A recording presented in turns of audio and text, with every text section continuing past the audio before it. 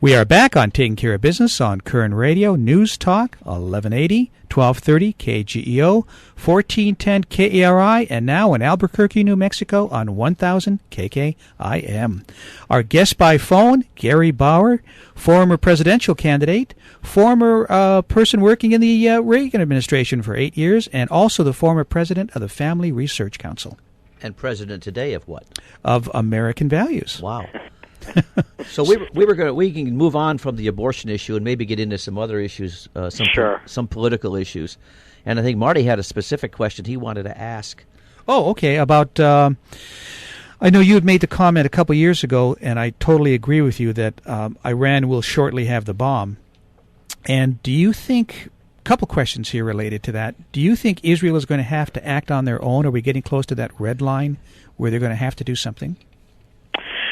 Well, that's a key question, and there are lots of people all over the Middle East and all over Washington, D.C. trying to figure out that issue and the answer to that question. For Israel, of course, a nuclear-armed Iran is what they refer to as an existential threat. That is, it's a threat to their very existence. You know, the United States and our current president might feel that there are things we can do, fallback things we can do to protect our country if the radical mullahs who control Iran get access to a weapon of mass destruction like that.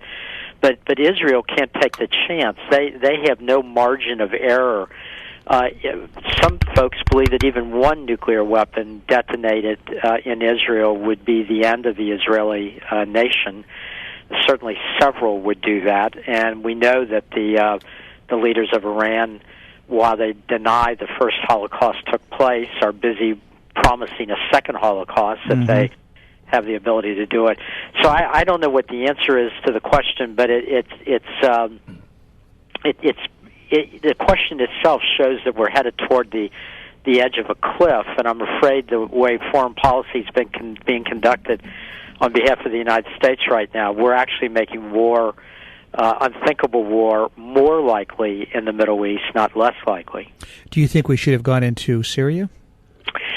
Reasonable, good conservatives and Christians can disagree on the answer. In a perfect world, it would be a very good thing for Assad to be removed from power. Unfortunately, the opposition to Assad is very divided, and by some estimates, over half of it is arguably even worse than Assad is.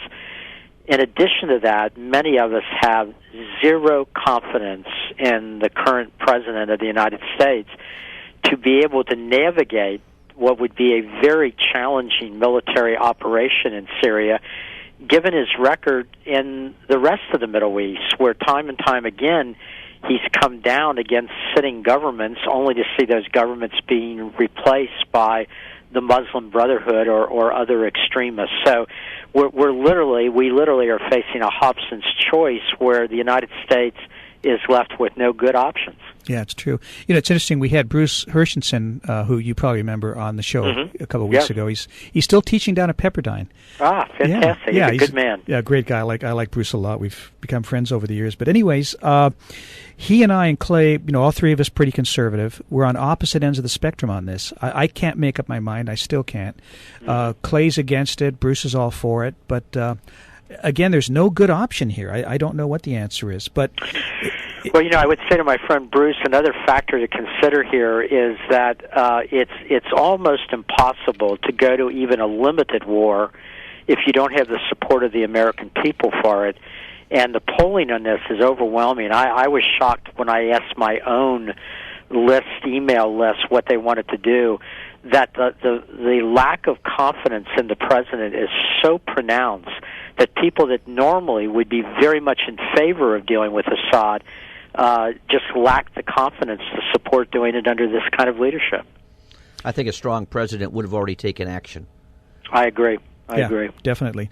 Now, it's a great segue here for me because you did a great article that I started to read this morning. I didn't finish it, called "Neither Putin or Obama Have It Right." Can you talk a little bit about that?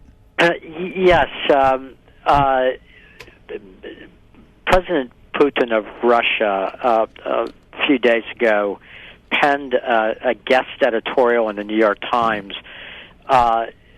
attacking the idea of what's called American exceptionalism, the idea that this country is not just a run-of-the-mill, one nation and a long list of nations around the world, but that this was built on a special idea that liberty came from God, that God was in the hand of America's founding. I certainly was taught that growing up. I believe that.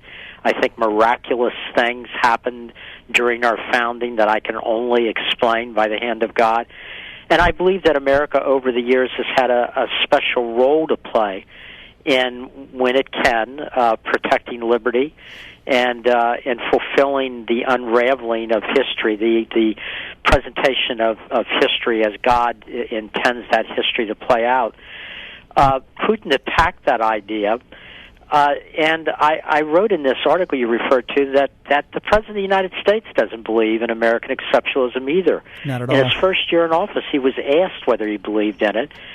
He said, well, yes, I do, and then the rest of his answer undercut completely the idea that there was such a thing as American exceptionalism.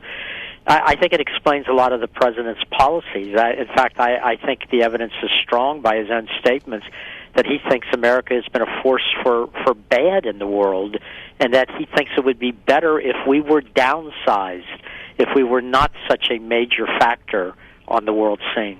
We're having a conversation with Gary Bauer, the president of American Values. You know, Gary, I remember there was a story in the Bible about the Jews spending 40 years in the desert, and they would believe, and then they wouldn't believe, and they'd be punished, and then they would believe again, and they wouldn't believe, and they'd be punished, and it went on and on and on. And I think this country, by taking God out of schools and out of our country, and the leaders not supporting it, we're going downhill like the Jews did back in the early times. I agree. We just passed the anniversary of 9/11. I was right next to the Pentagon that morning when the plane went into the side of the building. I was about 70 yards away. There was a brief moment when the country seemed to turn back to God in the middle of that horror.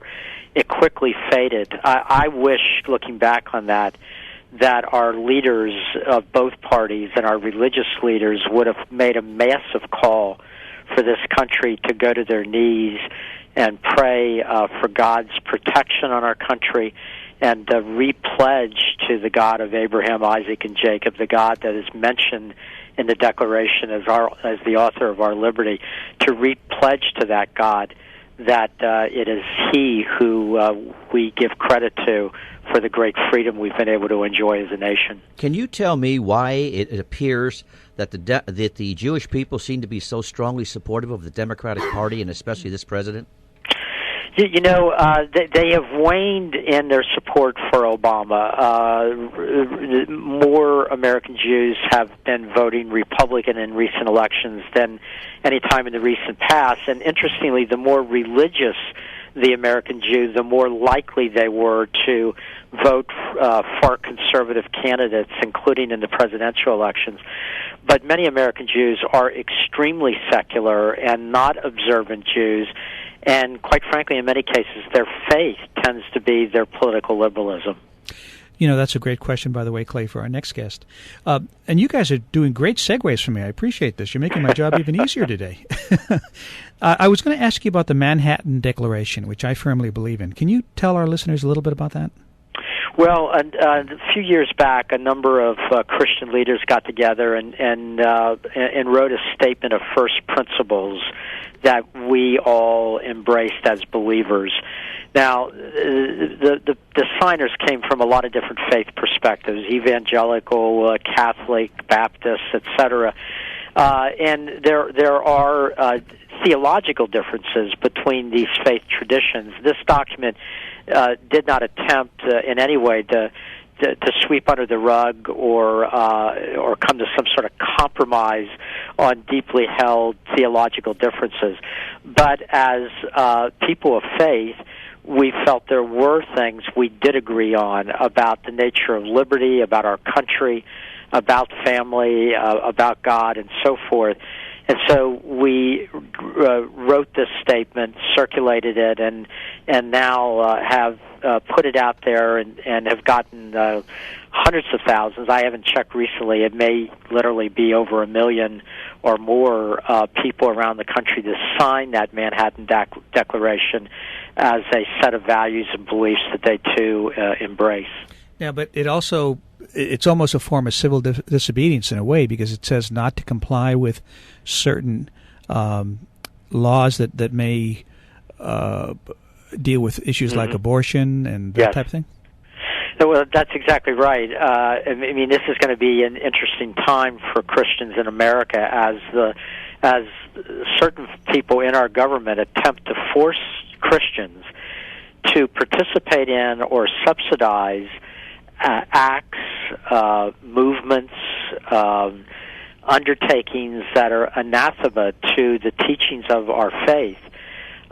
Each of us will have to make decisions about how willing we are to do that, or whether we, in the great history of this country, need on occasion to engage, for lack of a better word, in civil disobedience, much like Martin Luther King, the Reverend Martin Luther King, did when he led a civil rights movement, and led it based on the Christian argument that we're all brothers and sisters, because regardless of the color of our skin, we're all made in the image of God. Yeah. You know, Gary, it reminds me of a book that I know influenced the Founding Fathers called Lex Rex, which basically said the same thing. Gary, thank you so much for being with us. I really, really appreciate the time. I knew this was going to go quick. And, well, my pleasure, and it's probably the highlight of the day. The rest of my interviews are with liberal reporters. Thank you, Gary. And we'd love I'm a liberal. Yeah, right. Well, Gary, we'd love to have you back sometime in the future. Thank you very much. Thank you. I'd like to do that. Take care now. You too. We'll be back in a moment on Taking Care of Business on Koerner Radio News Talk 1180.